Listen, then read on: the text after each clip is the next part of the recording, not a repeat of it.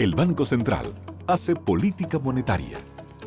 Para ello, utiliza la tasa de política monetaria, buscando incidir en las tasas de interés a que los bancos captan ahorros y prestan para el consumo de los hogares y la inversión de las empresas.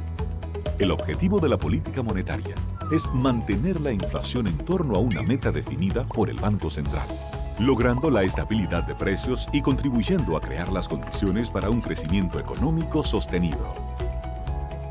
Banco Central de la República Dominicana, por la estabilidad y el crecimiento. En Banreservas apoyamos la voluntad de nuestra gente.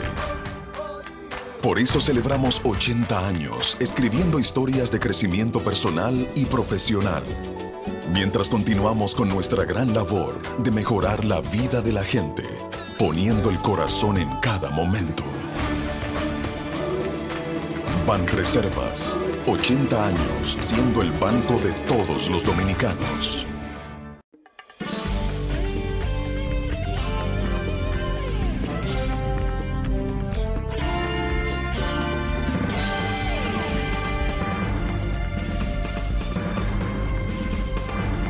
Muy buenas tardes, amables televidentes. Bienvenidos a su cita diaria crepuscular y nocturna en Teleimpacto, que es al final de la tarde, despidiendo el sol y comenzando la noche. Ponga su caridad en buenas manos. Apoye el Patronato de Lucha contra el Cáncer de Villa González Incorporado, una verdadera institución de apoyo al prójimo más carenciado. Apóyelos. 809-443-8010. Ese es el número de teléfono donde usted puede hacer contacto con personal del patronato y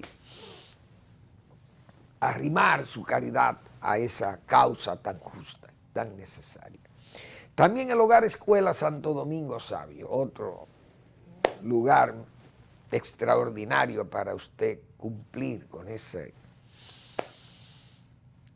gracia que Dios le da a los seres humanos de ser bondadosos, de ser caritativos. Usted poner su caridad en las manos de la congregación salesiana de la Iglesia Católica, imagínese usted, para formar jóvenes en alto riesgo en la sociedad, hacerlos mejores ciudadanos. Avenida Independencia, casi esquina Avenida General Gregorio Luperón, aquí en Santo Domingo. Bueno, hay muchas cosas de lo que hay que opinar, muchos temas. Voy a iniciar el programa con una nota de repudio a una actitud que yo he visto en dos diarios, principalmente dos diarios y algunos comunicadores sueltos, pero esas cosas uno no le va a hacer caso a eso. Pero dos medios de comunicación, dos diarios escritos importantes de la mañana, es decir, matutinos, se han convertido en verdaderos sicarios post-mortem de Ramón Pérez Martínez Macorís, que en paz descanse. Es decir, el periódico Diario Libre y el periódico Hoy, y principalmente el Diario Libre, he notado que la dirección de esos periódicos, bueno, pintan al señor Pérez Martínez solamente como un fiero o un criminoso bandolero del país que nada más sirvió para ser bandolero. Y yo creo que eso es, primero, cebarse con una persona ya fallecida, y la muerte es la igualdad suprema. Porque es muy cómodo a un muerto insultarlo y decirle todas las cosas que él no se pueda defender, porque ¿cómo se va a defender un muerto? Ahora, Ramón Pérez Martínez, vivo, no se atrevían a hacerle lo que le están haciendo después de muerto. ¿Por qué? Pero no porque Ramón iba a buscar un bate, iba a buscar una ametralladora, un revólver, no, porque le iba a responder. Porque ¿quién es quién? Aquí nos conocemos todos y sabe uno muchísimas cosas de alguien o de algunos y qué sé yo, y entonces usted averigua y cuando viene a ver entonces víctimas y victimarios andamos por ahí en los mismos pasos, nadie sabe. Entonces, yo creo que eso es una actitud sicarial por parte de esos dos periódicos, principalmente Diario Libre. No sé quién dirige ese periódico, ni qué interés tienen como en machacar ese nombre del bandolero, jefe de la banda colorada, pero no dicen que fue el ingeniero Pérez Martínez también constructor y que fue amigo de Balaguer y amigo de muchísima gente y que trabajó y que otra cosa. Nunca le hicieron un sometimiento en justicia. ¿Quién sometió a Ramón Pérez Martínez a la justicia por un acto criminoso? Yo no conozco de un expediente que se le sometiera a la justicia al señor Ramón Pérez Martínez por un hecho de sangre que él cometiera. Ahora que ese grupo de ex izquierdistas, porque también ese otra, esos tipos no salieron esos no salieron del crimen común, salieron de la misma izquierda. Y se convirtieron en sus primeros perseguidores de sus ex compañeros. Vaya usted a saber las diabluras que hicieron juntos. Luego se separan, se convierten en una banda de fascinerosos, es verdad, haciendo desmanes y apoyados en forma paramilitar o parapolicial, mejor dicho. Y entonces el gobierno se vio en la necesidad de sustituir eso, un jefe policial y nombrar otro jefe policial para que eliminara ese grupo. Y se eliminó el grupo, se quitó del medio el grupo. Ahora, repito, ¿quién le sometió a la justicia a Ramón Pérez Martínez? Entonces, si usted es un muerto, esos periódicos debieron, o por lo menos ese periódico Diario Libre, debió haber hecho su reseña de que, bueno, que Ramón participó en esos grupos, pero no poner el hombre que para lo único que sirvió fue para eso. Eso no es verdad. Porque el fin corona la obra y Ramón terminó siendo un ingeniero, constructor, contratista del gobierno de Balaguer y un hombre que ejecutó una serie de obras importantes que están ahí sin vicios. Entonces yo creo que la gente tiene que ser un poco más responsable y no actuar en forma tan cobarde como esa. Porque, repito, Ramón vivo no le decían todo lo que le han dicho. O por lo menos él podía defenderse. Pero ahora muerto no se puede defender. Y la familia no va a salir a un dime y direte con un periódico porque, imagínese usted, como decía de la Bruyère, si usted discute con un rico necio, usted la lleva perdida. Porque es que los aplausos y la risa están de su parte. De parte del necio rico, porque así somos nosotros en este país, o en el mundo, la gente, la humanidad es así. De la Bruyère. Pero bien, quería hacer esa nota, poner esa aclaración ahí. Bien.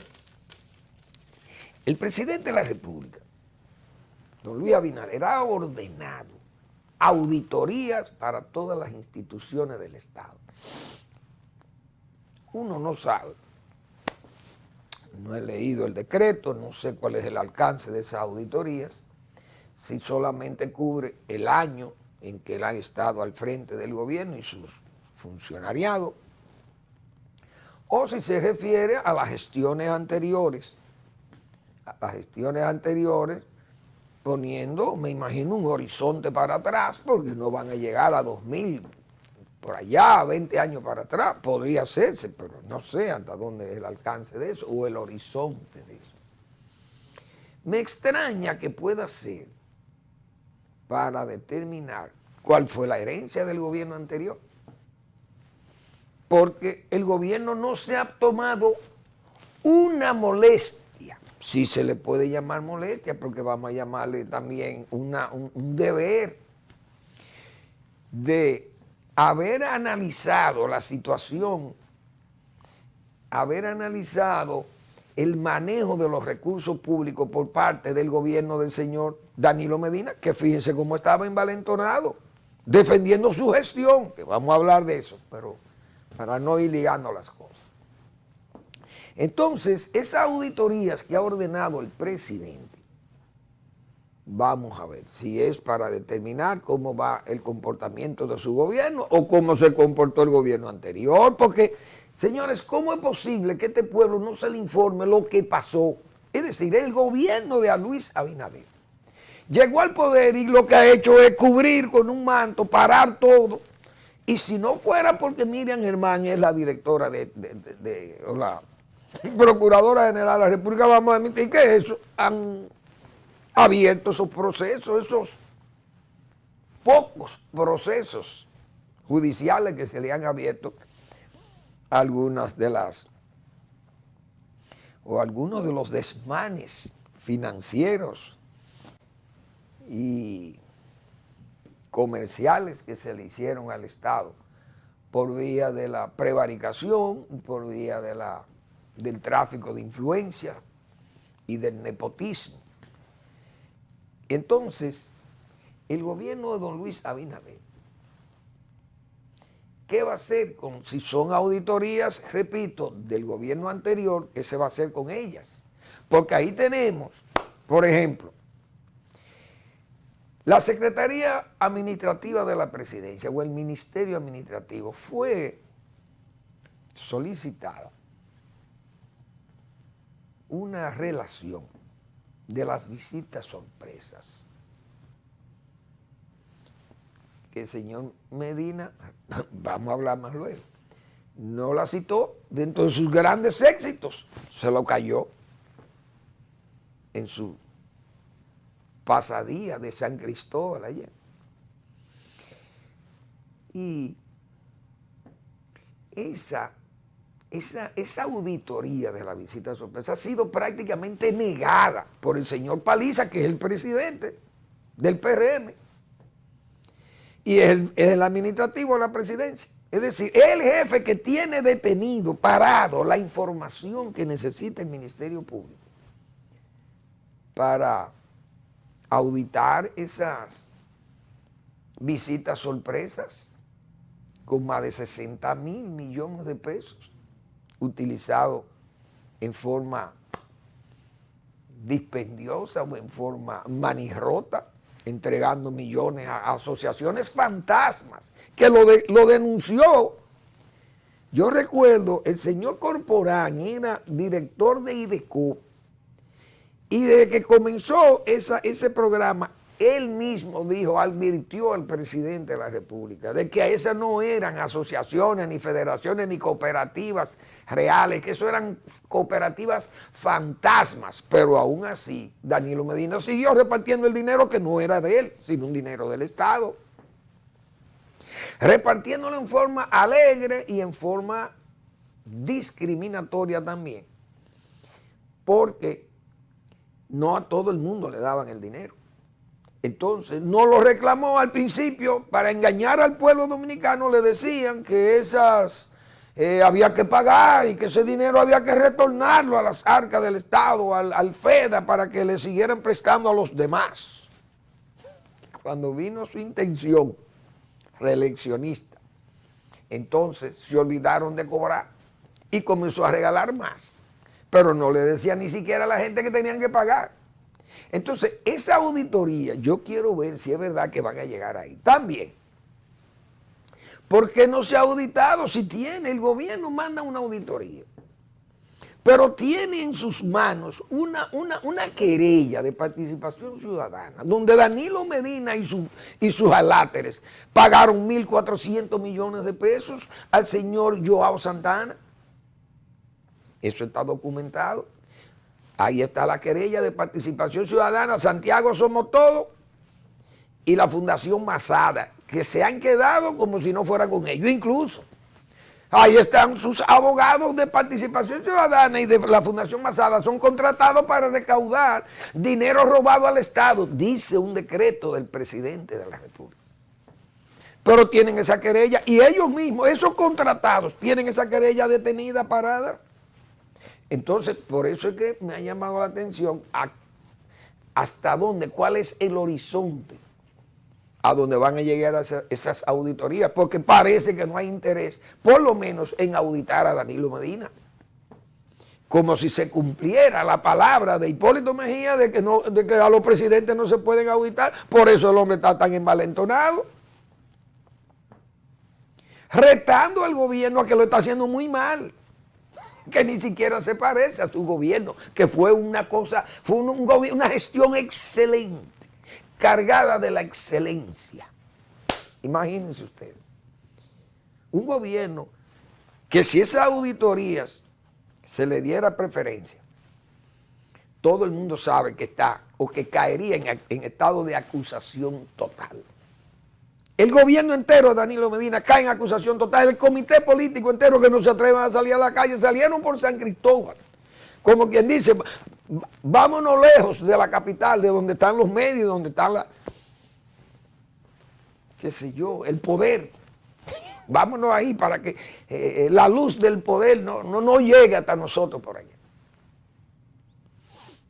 Pero este gobierno no ha dado prueba. Aquí ha habido ejemplos, pero no ha habido ejemplaridad en la lucha contra la corrupción. Ejemplos de lucha contra la corrupción, ahí están. 3 o 4 casos que se le han puesto unos nombres muy llamativos, porque son nombres submarinos, parece que porque nada más para el mundo acuático.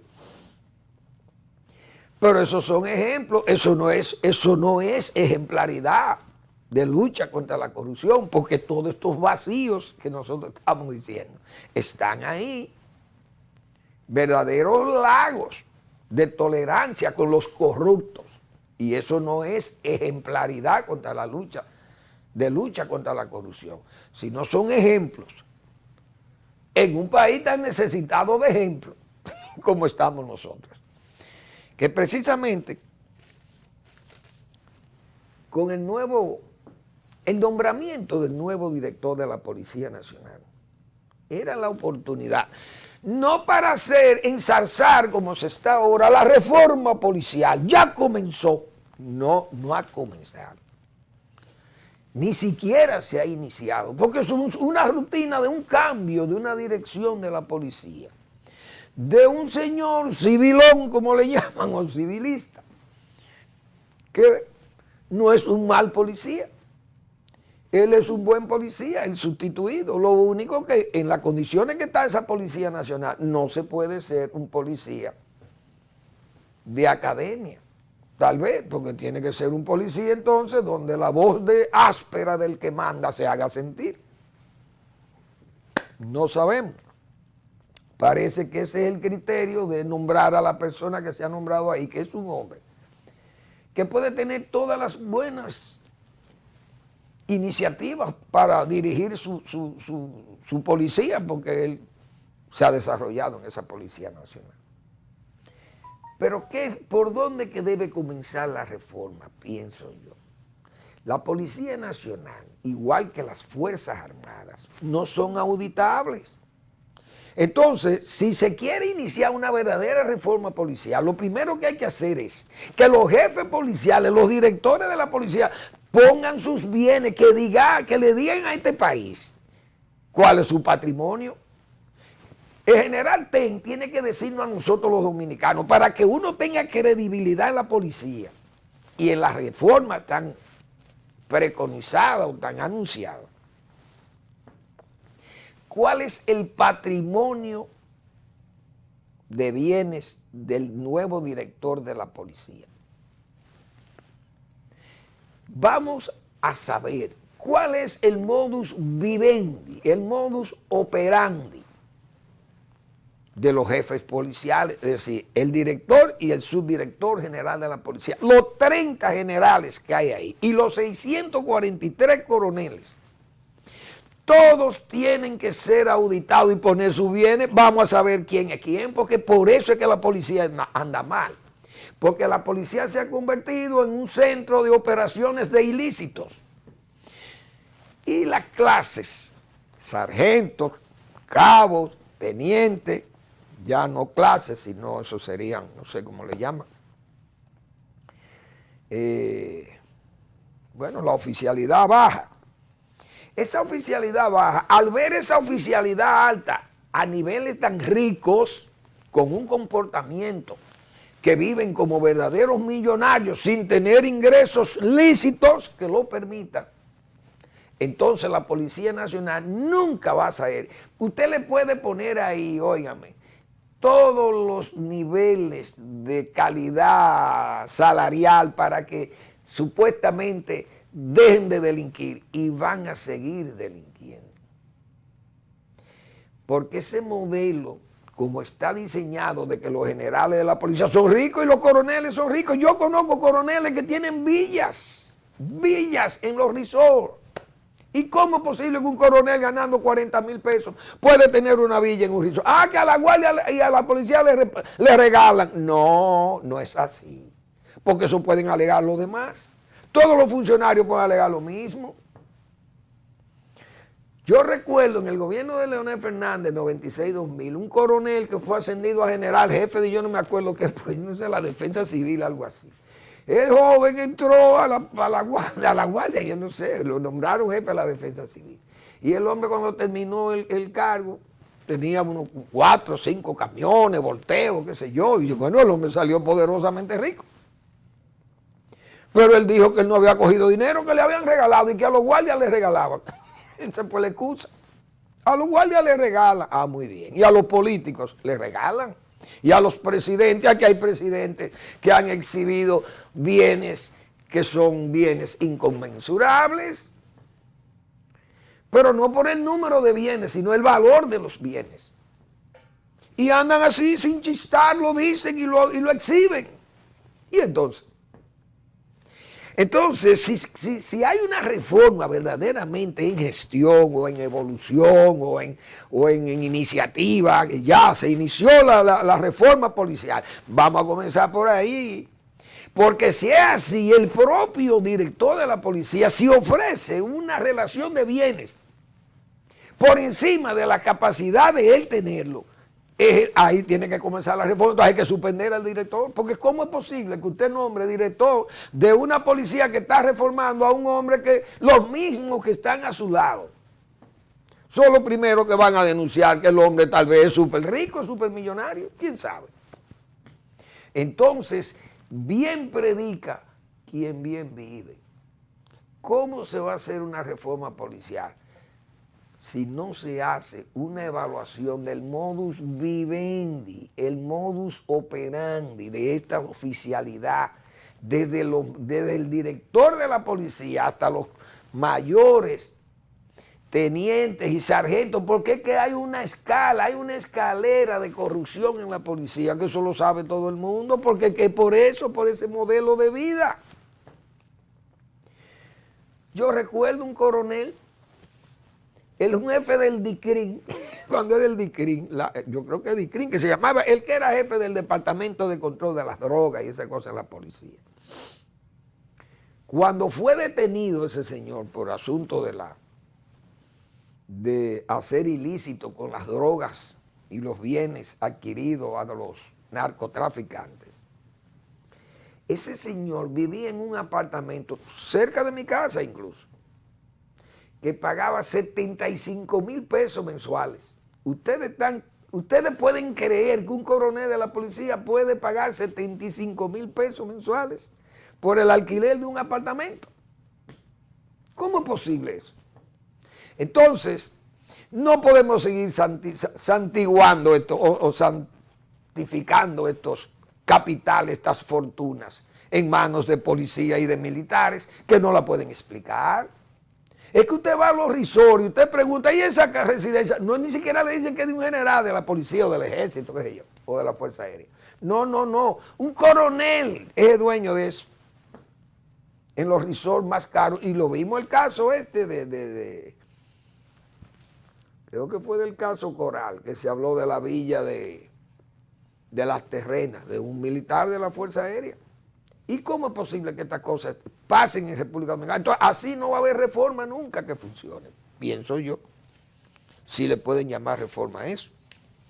Porque con esa conducta no es verdad que va a haber reforma en la Policía Nacional.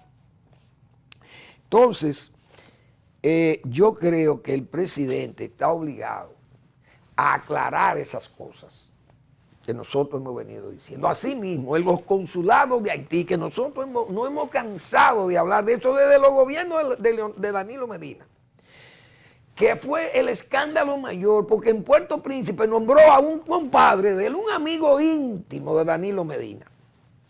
Y ese señor se hartó, como se dice, de comprar bienes bienes muebles e inmuebles en su propio pueblo de tanto dinero que ganó en ese consulado. Ustedes se pueden imaginar algo igual. Vendiendo visas, mírenlo ahí, el escándalo, el Listín Diario lo ha publicado. Cómo se están vendiendo visas en los consulados haitianos, dominicanos en Haití. Lo que son de verdaderos centros de negocio, negociando con la miseria, la pobreza y la situación de inestabilidad de Haití, vendiendo visas, como dicen, a la flor, vendiendo aquí. Y aquí esto está lleno de haitianos ahora legales. Explíqueme usted. Y los cónsules sacando dinero allá para gente de aquí, porque no es verdad que eso se están quedando los cónsules, porque los de aquí no son tontos. Entonces la Cancillería tiene que aclarar eso. Ahí hubo una denuncia que Nuria Piera el sábado lo puso en evidencia, el consulado de Juana Méndez con una agente de Santiago, facilitando visas, vehículos cargados, autobuses cargados de haitianos con visas que vienen de allá, gestiones de visas y que para Brasil y todo eso. Un escándalo internacional. Entonces República Dominicana ya, ¿qué más va a soportar del problema haitiano? Vamos a la pausa y volvemos.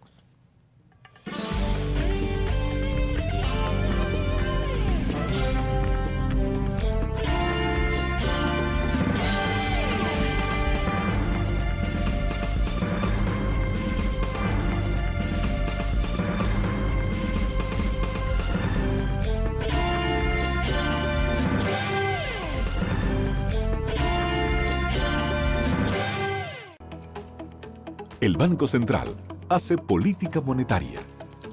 Para ello, utiliza la tasa de política monetaria, buscando incidir en las tasas de interés a que los bancos captan ahorros y prestan para el consumo de los hogares y la inversión de las empresas. El objetivo de la política monetaria es mantener la inflación en torno a una meta definida por el Banco Central, logrando la estabilidad de precios y contribuyendo a crear las condiciones para un crecimiento económico sostenido. Banco Central de la República Dominicana, por la estabilidad y el crecimiento. En Banreservas apoyamos la voluntad de nuestra gente. Por eso celebramos 80 años escribiendo historias de crecimiento personal y profesional, mientras continuamos con nuestra gran labor de mejorar la vida de la gente, poniendo el corazón en cada momento. Banreservas, 80 años siendo el banco de todos los dominicanos.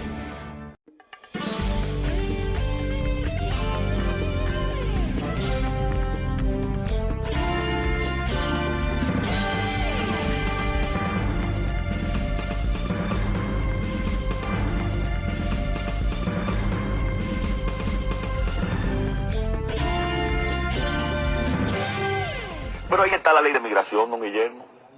Con la ley de migración aplicándola para que no esté un solo indocumentado en la República Dominicana. Yo no permitiría uno solo. Porque eso tiene muchísimas implicaciones para la República, para el país. Implicaciones de salud, implicaciones de seguridad por el tema de la delincuencia, implicaciones sociales, económicas. Este país es un país pobre y no puede cargar ni con Haití ni con otro país tampoco. Y eso es una debilidad del gobierno dominicano. El gobierno dominicano ha sido débil en relación con Haití y con muchas decisiones también unilaterales que ellos han sometido en muchísimas áreas. Eso es parte de la falta de planificación, don Guillermo, y si se quiere decir también, de firmeza del gobierno dominicano. Sin comentarios, señores, la palabra, cuando las palabras quedan empeñadas, por eso es que la política es un problema, uno tiene que ser coherente. Entonces, ese es un problema que nosotros hemos venido señalando aquí, que la retórica se habla, se dice, pero hay que ver qué es lo que va a pasar con Haití, porque mientras tanto, fíjense lo que yo decía de los consulados, y el presidente de este país hoy es el señor Luis Abinader, que en ese momento de esa entrevista era un aspirante a ser presidente de la República. Ahora, claro, vemos muchos que nos acusan de haitianofóbicos a los que defienden el país. Es decir, si usted pide defender la soberanía, entonces el caso del propio presidente es un haitianofóbico, porque estaba defendiendo la soberanía del país ahí. Y advirtiendo los peligros de esa sombra, de esa nube oscura que nos está arropando, como decía Dana Murro. Y entonces defender la soberanía, defender la identidad cultural del pueblo dominicano. Es decir, si nosotros decimos que gracias a España hablamos español, entonces somos hispánicos, prohispánicos y haitianofóbicos. Y entonces todos los países de América Latina que hablan español, ¿por qué nos sentimos hispánicos? Pues la lengua. ¿O no tenemos derecho a decir que nos parecemos a los españoles, por lo menos hablando la misma lengua? ¿O no hablamos la misma lengua? Excepto los que sean catalanes, fanáticos, nacionalistas, ideológicos que hay en Cataluña y que hablan un catalán que nada más lo hablan ellos. Pero resulta que somos 300, 400 millones de gente que hablamos español. Y entonces, ¿qué tenemos que decir? En Filipinas luce mal que digan que ellos admiran a España siendo Filipinas. Su nombre todavía lleva el nombre de su rey Felipe II. Y entonces los filipinos son hispánicos, le privan en hispánico, pero ¿qué es lo que quieren que le digan? Si sus nombres y sus muchos nombres y apellidos son apellidos españoles, castellanos.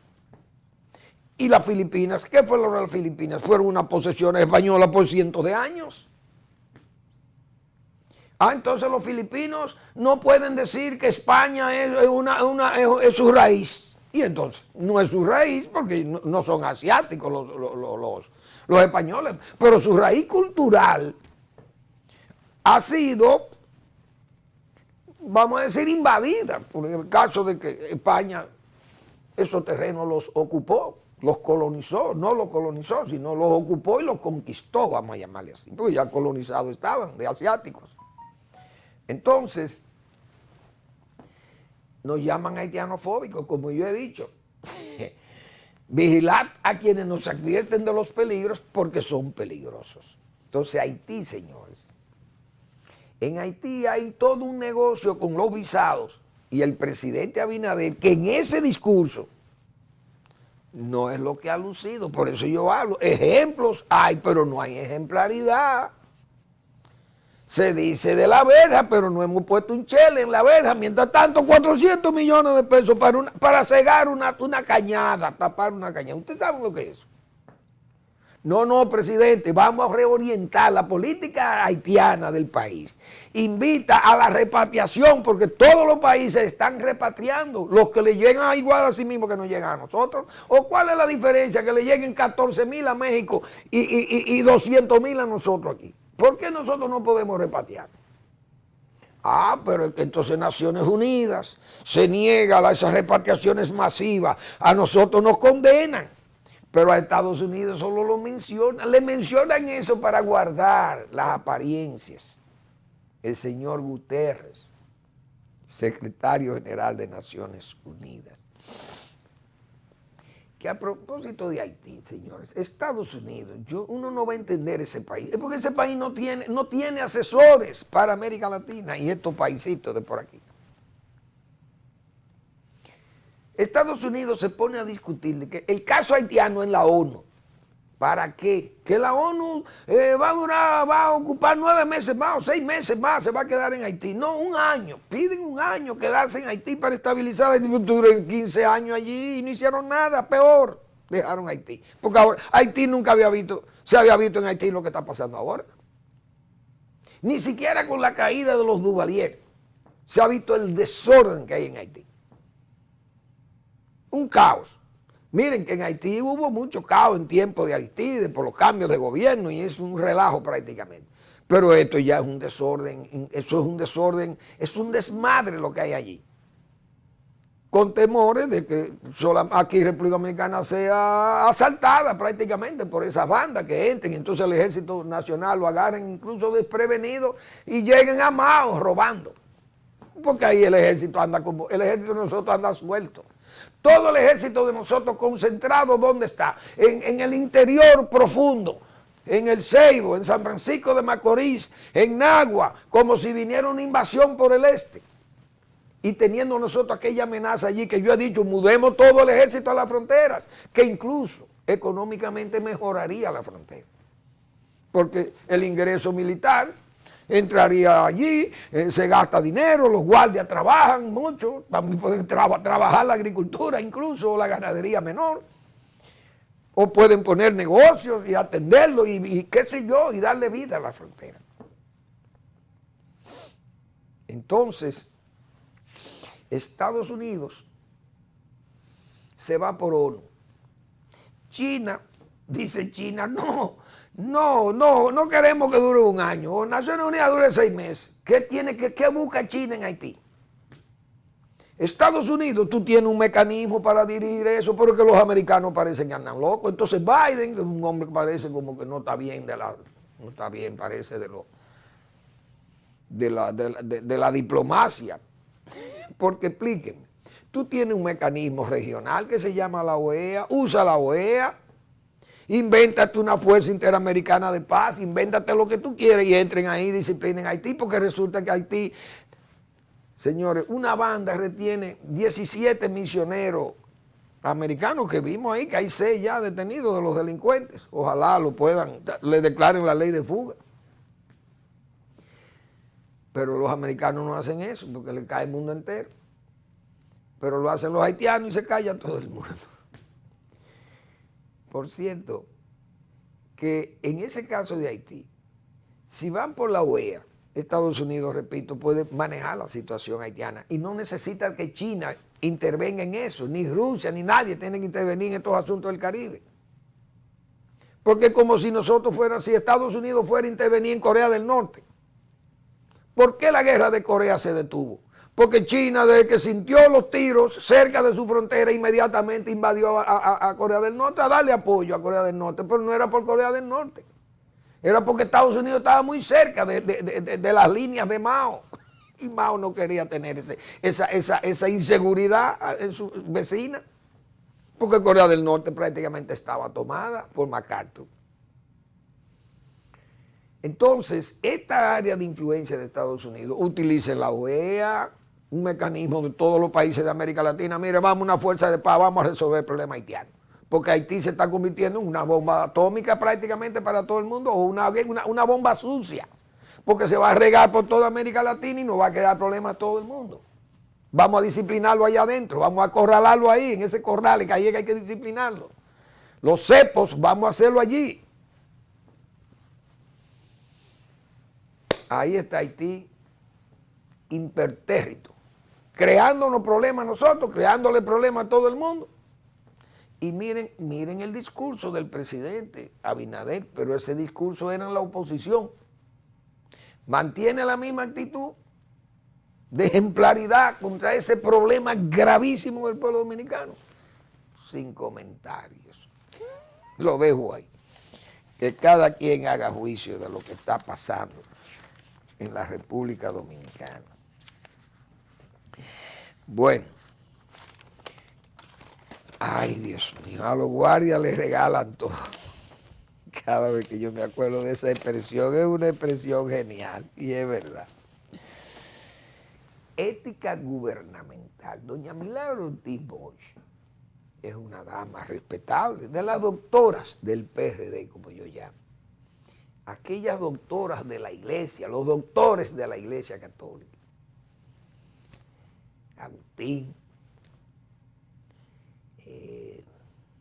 creo que Santa Teresita era la doctora, también Santa Teresita de Jesús, doctora de la iglesia. Doña Milagro Ortiz Bosch, doctora del PRD. Directora de ética gubernamental. Doña Milagro, señores, con una simple, no una denuncia, una imprudencia que cometió un señor regidor del municipio de Higüey, en la provincia de Altagracia. Ese regidor se explayó en forma imprudente, indecente, mejor dicho, hablando de que, bueno, desde los cargos públicos se puede hacer de todo lo corrupto, toda la corrupción, eso es válido, ser corrupto es válido. Pero fue una expresión, él no estaba haciendo un acto de corrupción, estaba haciendo un acto de indecencia política. Esa es mi opinión. Doña Milagro fue muy activa, inmediatamente, bueno, llevó una querella prácticamente a la Procuraduría General de la República para corregir ese señor. Bien. Yo he dicho aquí, ante una evidencia de mal ocurrido en agricultura, Ética se ha quedado callada. Dijimos que los permisos de importación, hay dolo en ellos. Un año expidiendo los permisos y que lo propio, la verdad de todo eso la daba el propio ministro de Agricultura, que dijo que iba a nombrar una comisión porque la discrecionalidad era peligrosa. Eso quiere decir que durante ese año la discrecionalidad se sirvió con cuchara grande en agricultura. Y ahí está el tollo, pero nadie quiere ir a destapar ese trapiche por el tufo maloliente de inconductas que tapa, que cubre. Esos permisos de importación, allá hay muchos macos, como se dice vulgarmente. Pero doña Milagro ni la cara la ha puesto allí, ni en la bolsa, que yo no sé cómo eso es un organismo privado, pero don Danilo Medina quiso pasar las cosas a un organismo privado, cosa que no era auditable, entiendo yo, pues entonces el Estado no podía ir a auditar un organismo privado. La bolsa agropecuaria para someter allí a subastas los permisos de importación de productos de la rectificación técnica. Todo el mundo sabe, todo lo que criticamos nosotros, esa actitud allí. Entonces, en agricultura pasó eso y doña Milagro no ha dicho esta boca es mía, por lo menos por sospecha legítima. Pero además, ante la petición que ha hecho la Procuraduría General de la República al Ministerio Administrativo de la Presidencia con respecto a la visita sorpresa, tampoco Ética ha dicho nada. Y prácticamente ha habido una negativa del ministro. No se ha servido la información, se ha retenido o se ha evitado entregarla. No quieren entregarla o no la tienen o no la han investigado si la hay, la información. Pero la Procuraduría General de la República no ha dicho nada. Entonces, ¿por qué Ética no investiga? El Ministerio Administrativo, ¿por qué no atienden ese requerimiento? Porque que nosotros debemos saber por fin cuál fue la actitud corrupta de Danilo Medina y su grupo con la visita sorpresa y con el caso Joao Santana, que está detenido, pero ella tal vez dirá, no le tengo que hacer cara a Participación Ciudadana, que active esa querella, porque Participación Ciudadana no es un ente oficial. Pero la Procuraduría General de la República sí tiene que decirle a este país dónde está esa querella y qué hace esa querella retenida o Ética gubernamental que la reclame. Si tiene facultades para ello, no hay duda. Vamos a la pausa y volvemos.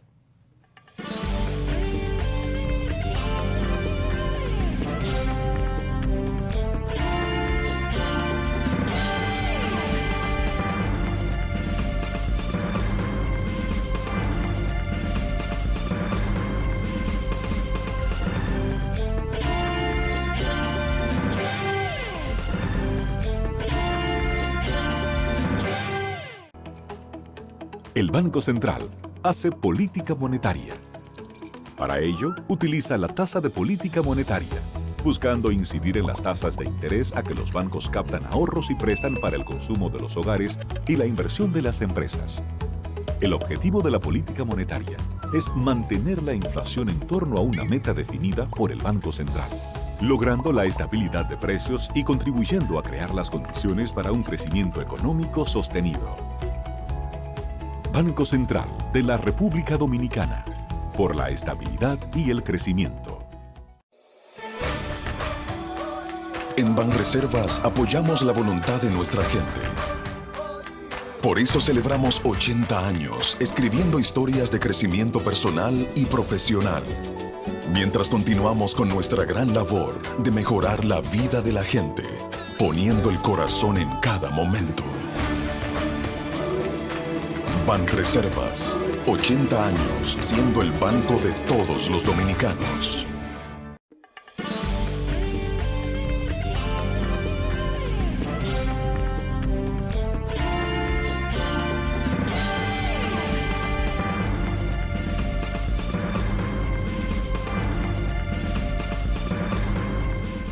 Señores, ayer don Danilo Medina Sánchez, expresidente de la República, presidente del partido PLD, Partido Laboral Danilista, no laborista, porque repito, si le llamo laborista, le estoy dando una connotación de partido de izquierda, pero eso no es partido de izquierda, es un partido personal, del personalismo ni siquiera ilustrado, vamos a llamarle así, porque señores, cuánto desbarre. Ese es mismo el hombre de Resolvido, por allá, por la línea noroeste, y bueno, y un hombre que para hablar necesitaba del teleprompter o del discurso escrito, pero donde usted se pone a improvisar y usted no tiene ese manejo.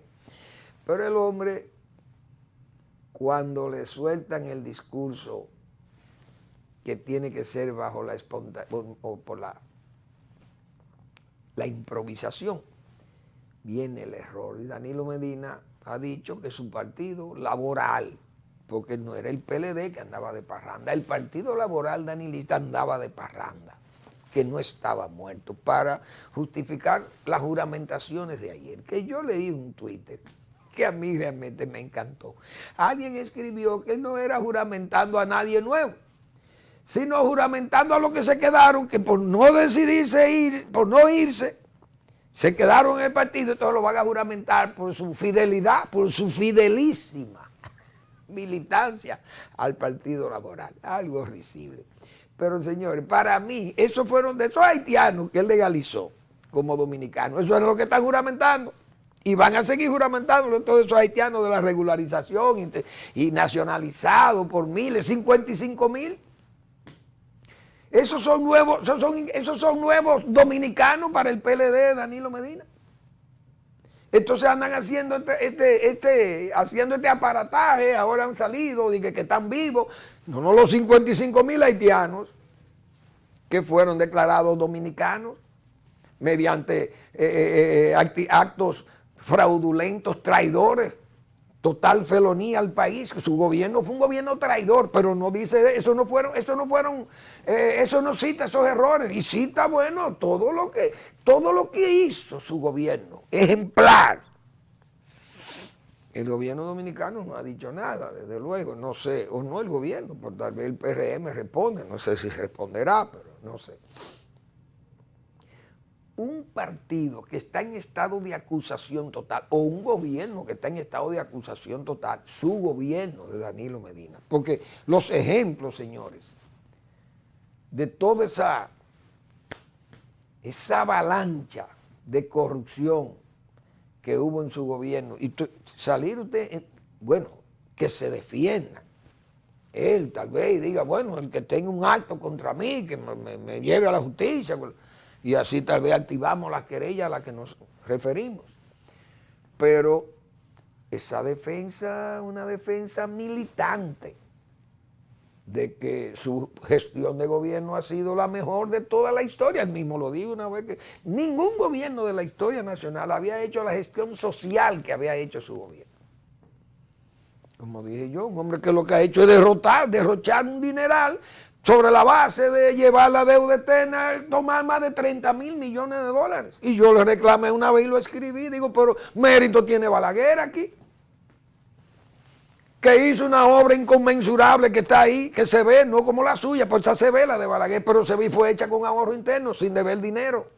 Entonces, ¿cuál es el mérito de un gobierno que venga y llene una casa de muebles nuevos y lo debe? ¿Cuál es el mérito? No lo debe el presidente, lo debe el pueblo dominicano, que somos los que estamos pagando la deuda externa. Danilo Medina no va a pagar un peso de esos 30,000 millones de dólares que tomó prestado para satisfacer su ego, para decir que él hizo una obra inconmensurable que está ahí. Sí, está ahí. ¿Cuánto debemos de ella? Si vinieran a embargar el país, lo primero que van a embargar es el teleférico, o una línea de metro, o van a embargar, qué sé yo, qué otra obra hizo. Porque aquí, señores, aquí hay contratistas o políticos que tapan una cañada y esa es la obra cumbre de él. Por eso yo digo, cuando sugirieron una estatua para el señor Deligne Ascensión, secretario de Obras Públicas, porque hizo unos trabajos por Dajabón. Entonces yo he dicho, pero tenemos una alcantarilla allí. Ahí en la cumbre hay una alcantarilla que yo tengo más de 20 días que pasé por ahí y, señor, eso todavía está igualito, a eso no se le ha hecho más nada. ¿Y dónde está la eficiencia de obras públicas? Con una alcantarilla, un socavón que hay en la carretera Duarte, ahí en la cumbre.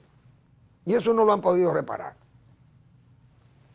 Entonces yo digo, de Andino Peña, entonces habrá que hacer, a ese sí es verdad que va a haber que hacerle una estatua, porque ¿qué ingeniero aquí ha sido tan efectivo construyendo túneles elevados y el metro, una obra como el metro, enfrentarle, señor Danilo,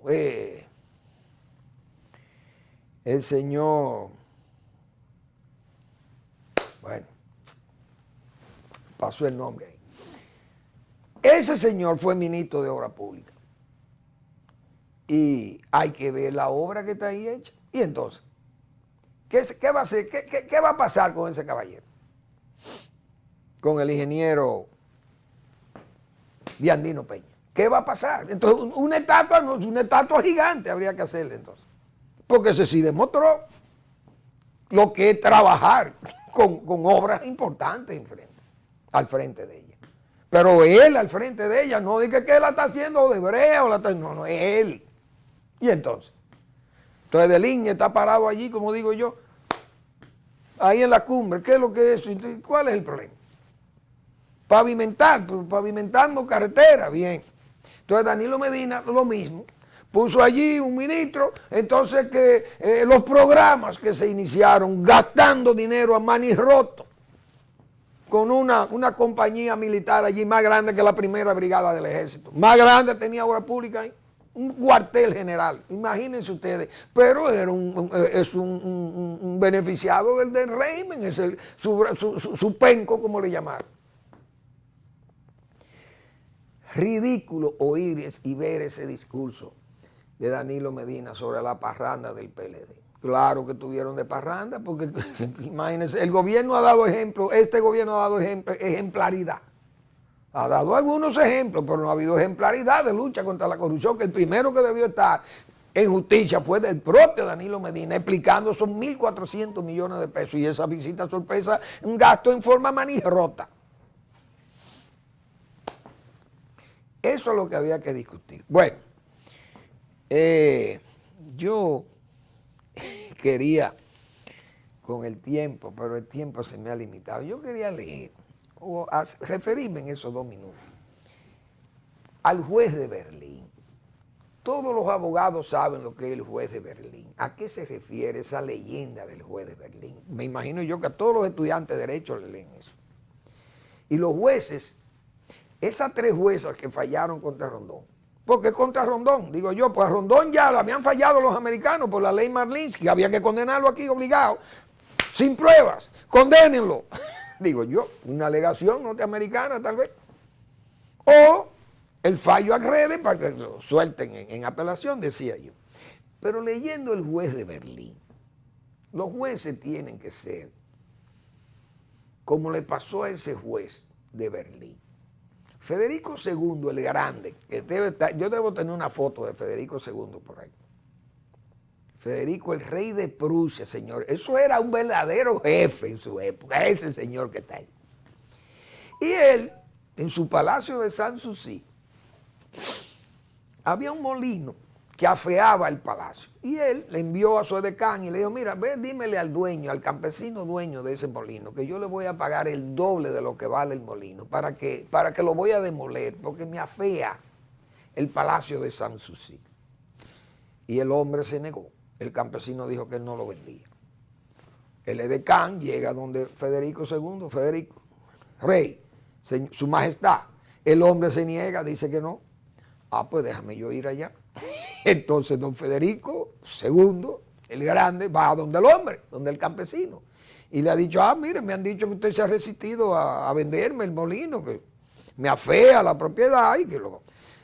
Pero yo le voy a dar el doble de la oferta que me le hizo mi edecán. El hombre dijo que no.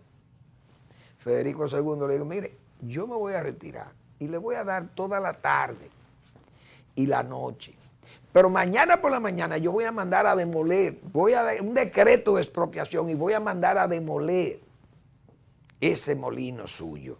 ¿Ok? Dio la vuelta y se fue. El campesino fue al tribunal y puso su queja y el juez le falló a su favor.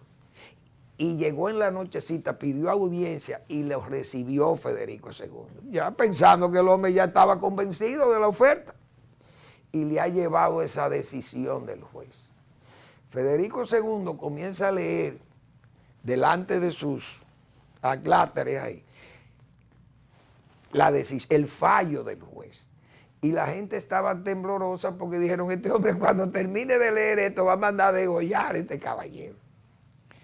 Y al final, cuando terminó de leer, le dijo a la audiencia, por fin hay un juez en Berlín. Ustedes están oyendo lo que es lo legal y lo legítimo. Ese juez, señores, se atrevió a fallar en contra de ese señor, de ese Dios vivo, Federico II. Y de ahí la leyenda del juez de Berlín. Esas juezas son serias, buenas, excelentes. Todos los jueces que han conocido el caso contra Ángel Rondón, y no quedaba más remedio que declararlo inocente porque no culpable. No voy a decir que lo declaren inocente, no culpable porque es que no le pueden probar, no le han podido probar, entonces han dado un fallo que falta un verdadero juez o una jueza de Berlín en la República Dominicana. Gracias por su atención, nos vemos mañana en otra entrega de Al Final de la Tarde, despidiendo el sol y comenzando la noche.